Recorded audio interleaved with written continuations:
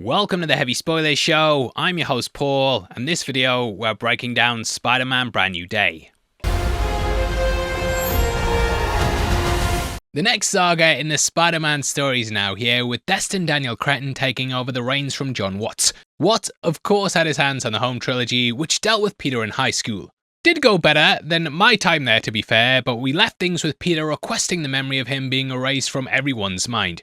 They forgot about him, forgot about my birthday, and worst of all, forgot about Dre. But that takes us into Brand New Day, which is Peter making his own way in the world. Brand New Day is the fourth film in Tom Holland's Spider-Man run, and what I think is the 38th overall MCU entry, which is pretty crazy. Kickstarts a brand new trilogy for Peter Parker though, and in this video I want to talk about what happens in it, the comic book callbacks, and also where we leave things off. We've also done a big post-credit scene video on the channel now if you want to go and learn just about that, but there's lots of things that we need to get into. I promised you that I would keep you safe. Please, you just have to trust me, come on.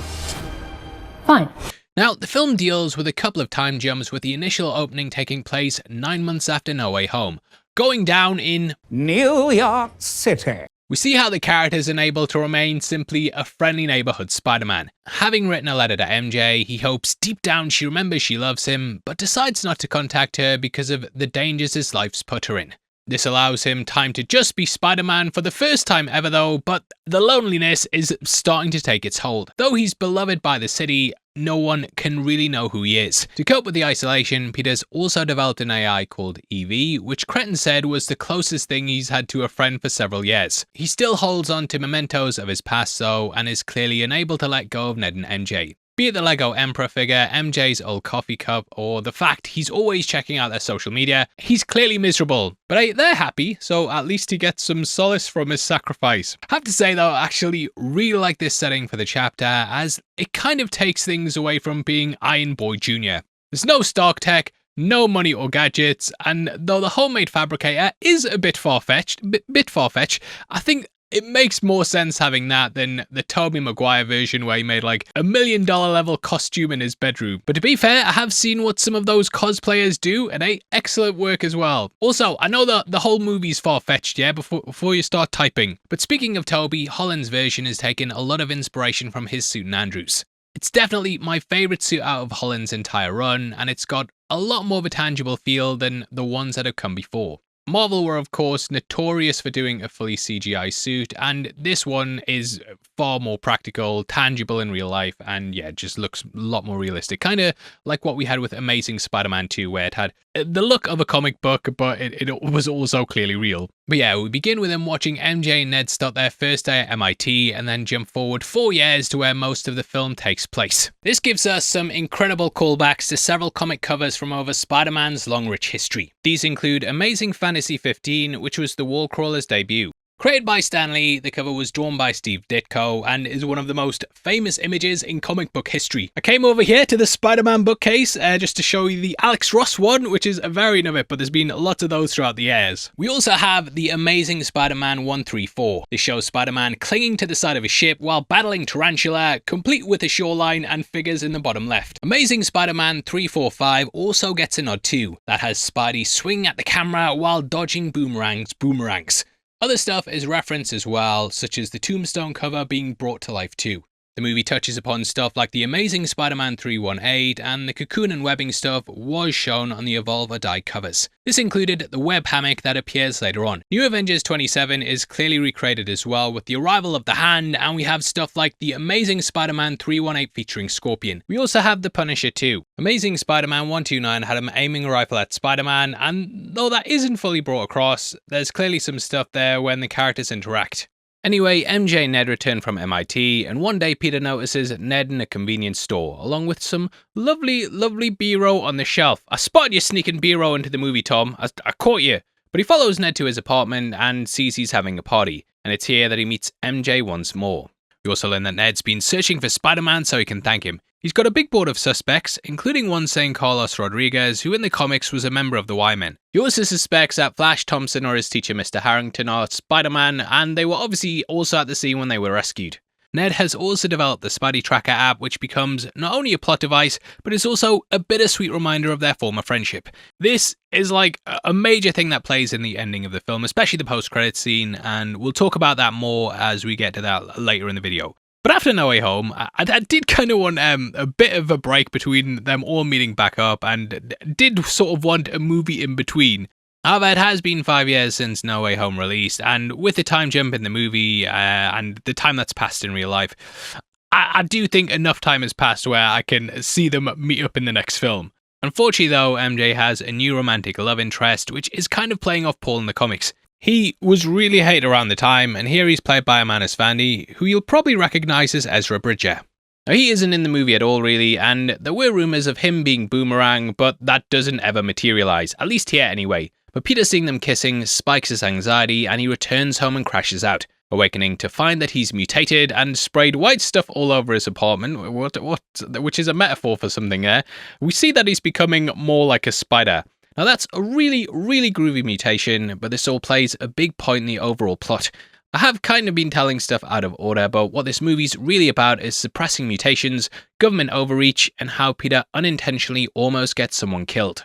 Now, the biggest mystery around the movie is who the hell is Sadie Sink playing? The role has been a closely guarded secret, and you'd have to be psychic to find out who she is. And by psychic, I mean your first guess is probably the right one. I can't even believe I wasted time coming up with other theories for who else it might be. But yes, Sadie Sink is playing the infamous X-Men character Jean Grey, with this probably being the darkest introduction that we've ever had for a version on film. It definitely feels like it's laying the groundwork for her Dark Phoenix arc, and though they've done that with the other versions in the past, this puts her on the back foot right from the off. Like Peter, she's a symbol of isolation and hasn't yet connected with the X-Men. Because of this, she's not got a force that's guiding her on the right path. She's persecuted by Damage Control, who clearly can't control her abilities. She's able to possess people and jump from body to body while also freezing people in place. It's akin to what we saw at the start of X-Men X2 Electric Boogaloo, and it's something that comes from the comics and cartoons. This is a power that she's demonstrated before, and in the Wolverine and X-Men animated series, she set off a blast that knocked countless people around her unconscious. And again, shoutouts for 3babes on Twitter for finding that clip. In the film, she constantly attacks Damage Control sites, and these ramp up throughout the movie. She rides a truck with explosives into one of their sites, gets Scorpion to escape, attacks with them later, and is just constantly pounding their properties. Peter is immune to her psychic jumping though, and thus he's brought in by Damage Control to help. This is where he comes face to face with Bill Metzger, who's played by Tremel Tillman. Head of Damage Control, he first appeared in the X-Men miniseries Children of the Atom. In that, he led the anti-mutant militia and run cross-country lecture tours, had media appearances, and basically had a propaganda newspaper called the Militia Press that demonized the mutants.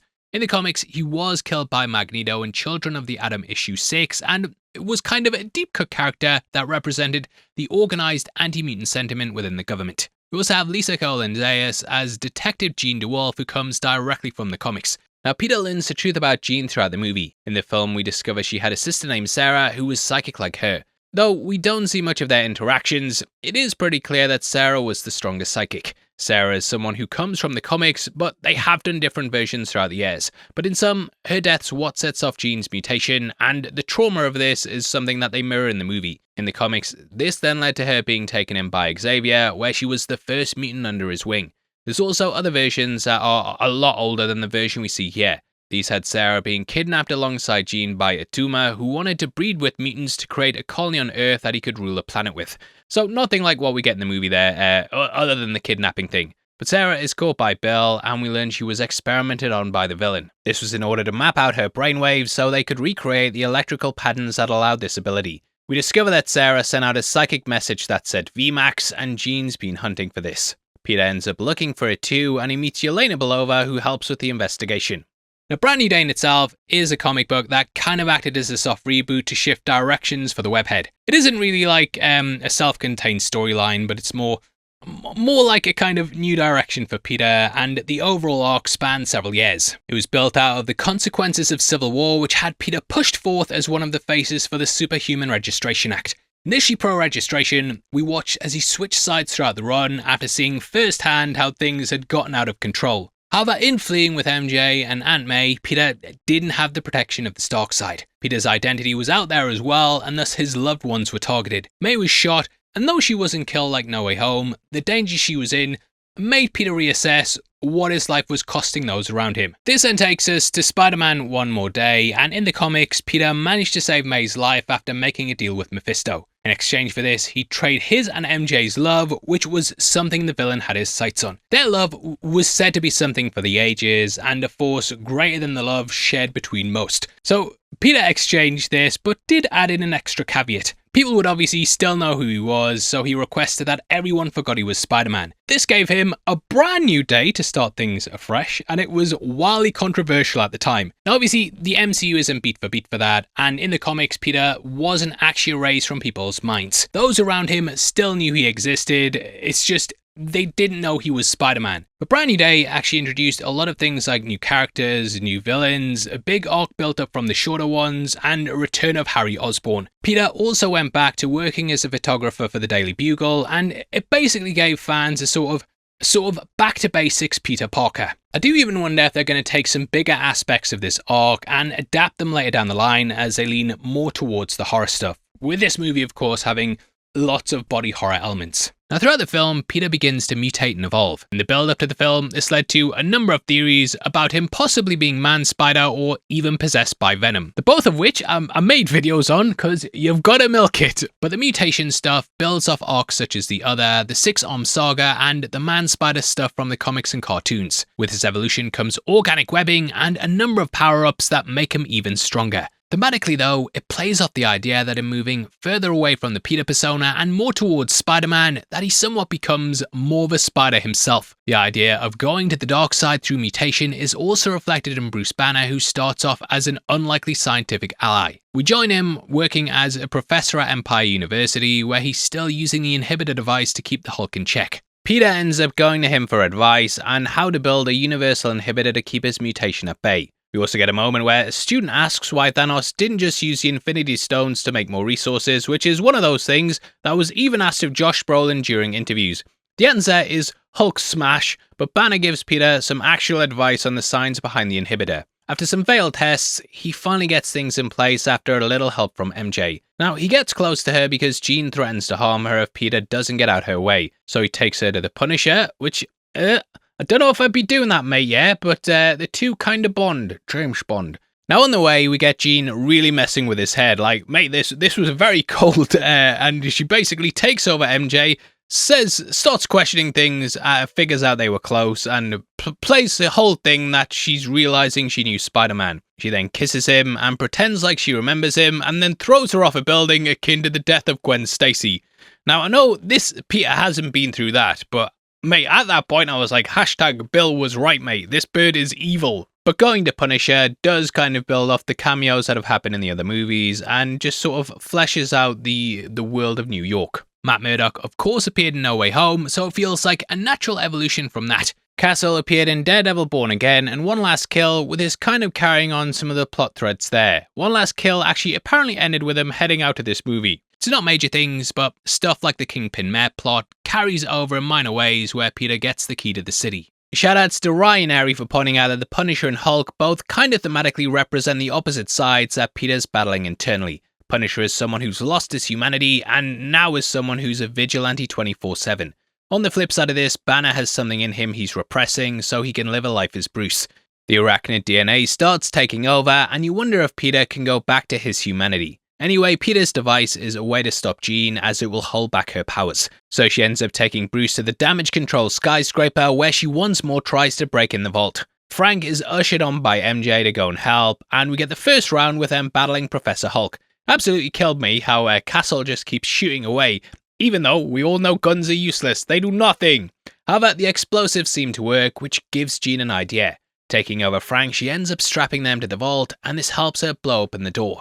Now while this is going on, we see Banner losing his hold of the Hulk, and in being possessed, his brain's a bit scrambled, and the Savage Hulk comes out. This is another figure I'm glad they brought back, because I felt like they've neutered the Hulk over the last couple of years. Now, I loved Smart Hulk in Endgame, and I remember seeing him for the first time in the cinema and letting out a little chuckle when he was wearing glasses, a t-shirt and a cardigan. The guy was doing selfies and stuff. It was novel. It was even to the point that in retrospect, I kind of wish they'd done the transformation in Infinity War, and that was initially how they were going to handle it. In case you don't know, there was a deleted scene where he was in the Hulkbuster and then mushed together, became Smart Hulk and bust forth. So the evolution felt great and was something I wanted to see for a long time, but things have kind of stalled and meant that there's little character development left for him. Hulk is actually my favourite Marvel character. I don't talk about it much at the channel because he doesn't really get much of his own stuff to do.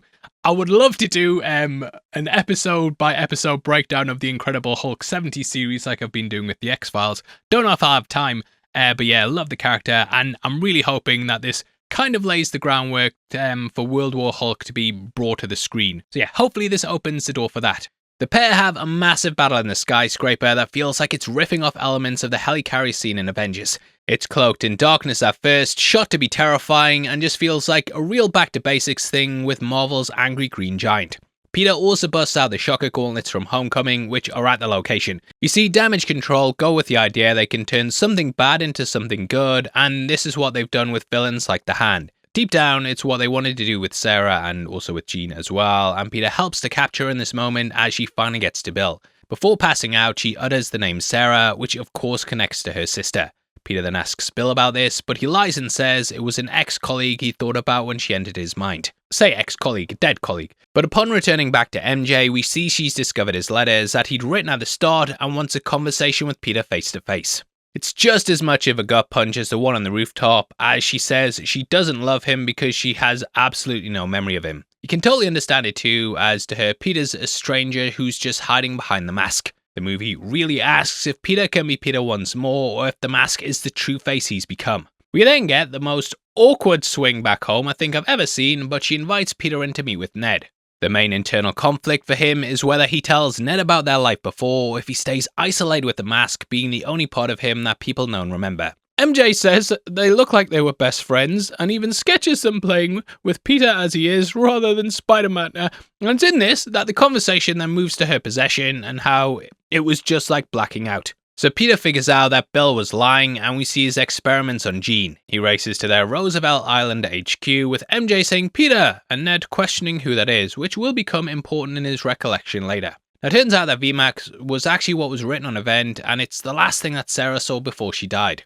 She sent this out as a psychic blast to her sister, and her abilities then evolved due to the emotional weight of this realization. Throughout the film, we have the constant idea that stress can cause one to evolve even further, and this is seen in Peter, Bruce, and now Jean. She sends a psychic wave out across the city that then freezes everyone in place. Peter then makes his way to go and stop her, which is when he fights with Damage Control in the Hand. In this, he sees they've created weapons designed solely for defeating him, and realizes they've always had ulterior motives. Beaten by the Hand in Damage Control at first, he too ends up leveling up and accepting that he's both Peter and Spider-Man, which takes his web abilities to the next level. Really looks like something ripped right out of the games, with the camera work and web attacks being absolutely phenomenal. Eventually though, he makes his way to Jean, who's holding Bill at glass point. While this is going on, Punisher's setting up a sniper rifle on Manhattan because fuck them kids. But Peter finally lets Jean enter his mind, and we have a scene that's been teased throughout the movie. In it, we see Peter remembering May and what I believe likely went down in the aftermath of Homecoming. I don't think it was immediately after, but it's clear she only recently discovered that Peter had powers. She talks about how he's special and that he shouldn't be alone, and Jean then receives this conversation. She finally feels what someone's feeling rather than simply what they're thinking, and it's quite a big moment for the character.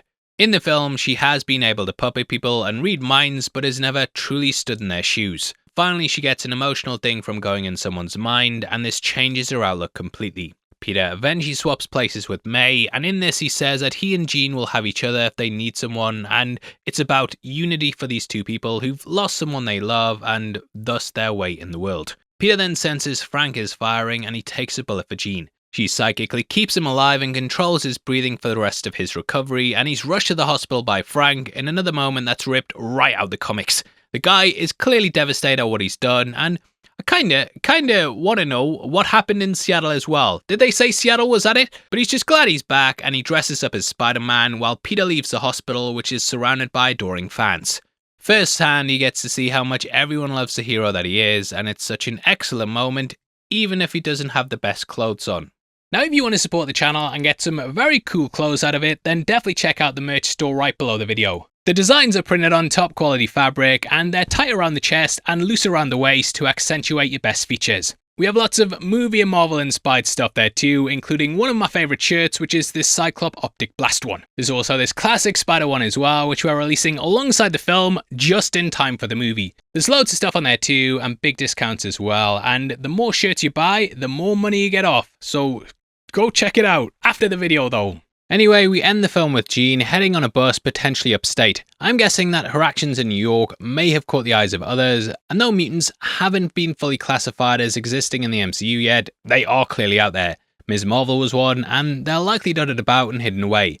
I do think that someone might be putting together a school for gifted youngsters, and as we know, Sadie Sink has signed on to do multiple movies. So I suspect she'll be found by Professor X, and she may even be our eyes into the mutants in the MCU. The first X-Men movie used Wolverine as its protagonist to take us to the school, but I think Jean would work really well in that role to show the creation of the Academy. Ryan also brought up how damage control could end up warping into a version of a government sector that solely hunts mutants. He said how the Iron Fleet from Age of Ultron could end up being turned into the basis of the Sentinels, and Metzger could hunt them down. Wonder Man showed how damage control were arresting a lot of people just suspected of having powers, so I do believe that that's a way they could take things. We also have MJ sitting on the rooftop of the school, shown in No Way Home, clutching the Black Dahlia necklace. So this gives me hope that they might be able to rekindle things and possibly go on to have a fresh start.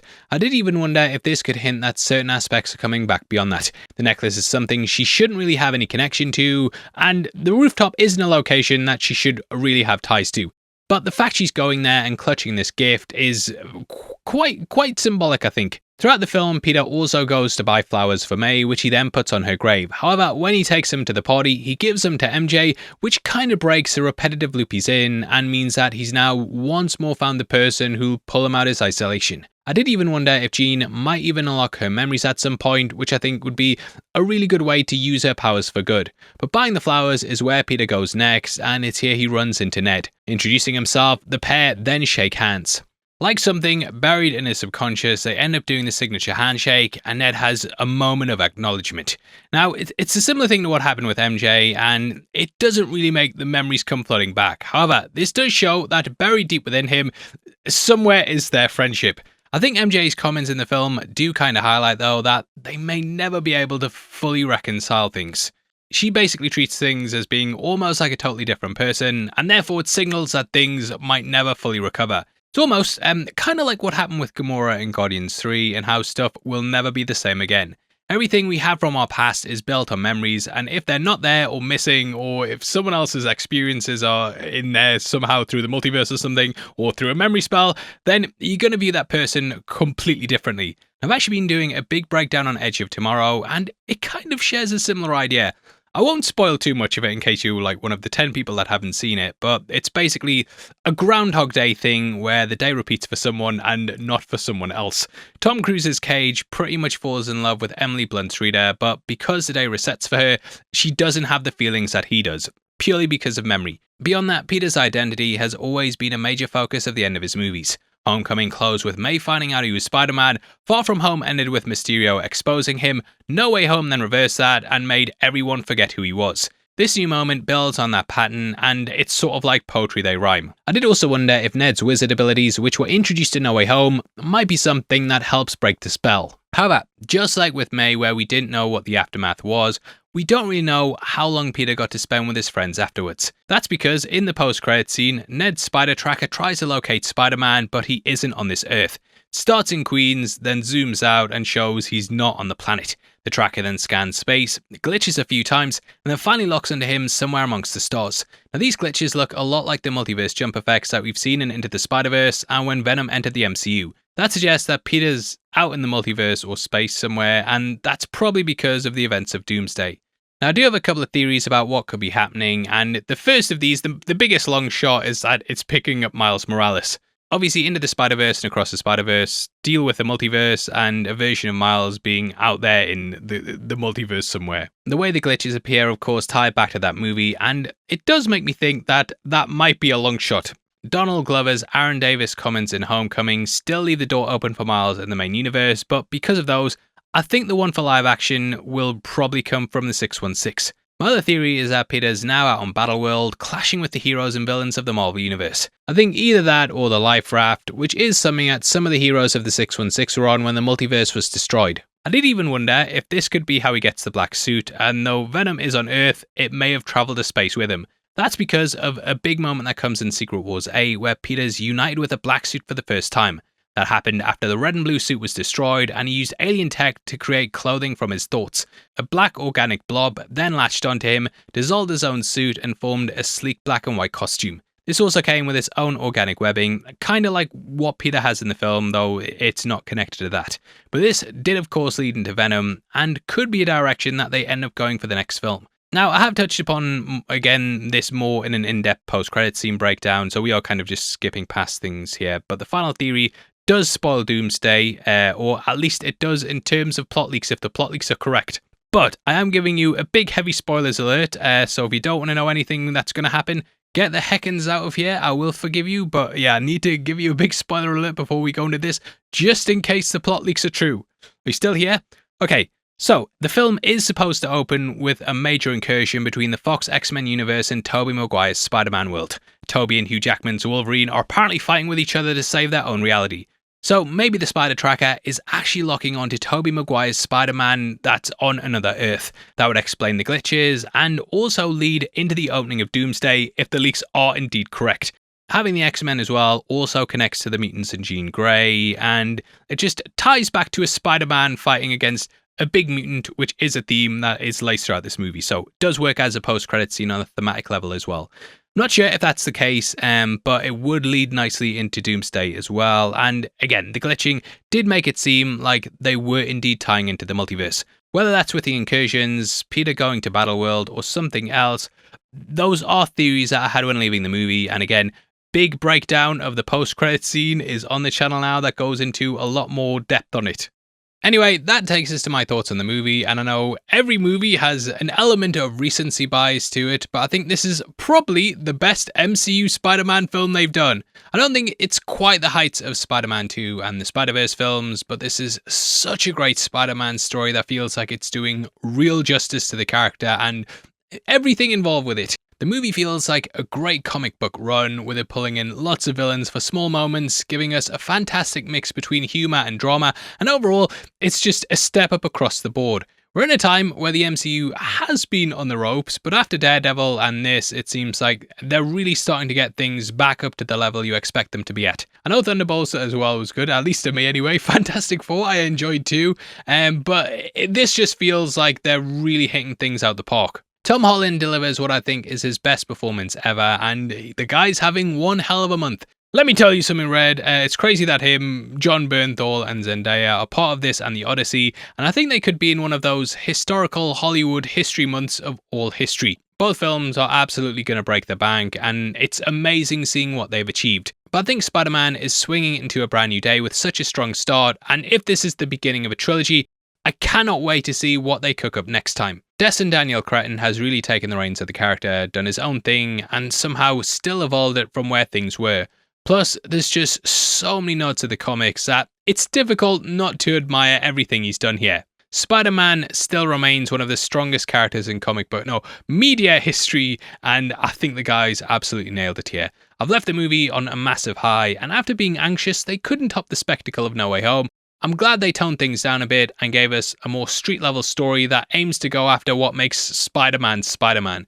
In doing this, it also crafts a Peter Parker story out of necessity. That's such an interesting way to take things, and it's an excellent movie that I recommend everyone check out if they're watching this video without seeing it, which you're crazy. But I get it, I spoil stuff on myself all the time. Also, I want to say, before I forget, best swinging scenes in a Spider-Man movie. I cannot touch upon that enough. The best scenes so far, ever. I think overall, the movie is a story about how with even greater powers comes greater responsibility. Just in how Peter's powers evolve and become stronger, he must also take on more responsibility. He's a hero to people who don't even know his name, and in losing his identity, he's become more of a figure than a person. In doing so, he somewhat loses himself and turns into a spider, literally. So it's a story about isolation, sacrifice, and the cost that comes with that. Anyway, that wraps up our video on the movie, and I'd of course love to hear your thoughts on the film below. Please drop a like on the video and drop a comment with all your theories about what's going to happen next time as well. And if you want to follow us on Instagram and keep up to date with what we're doing, then make sure that you check us out at Heavy Spoilers.